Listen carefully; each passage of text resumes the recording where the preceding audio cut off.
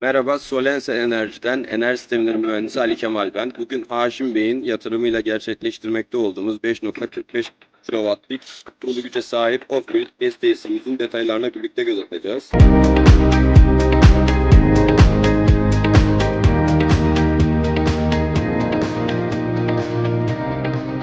Sistemimizde toplamda 10 adet 545 Watt gücünde monokristal all-stack güneş paneli bulunmakta.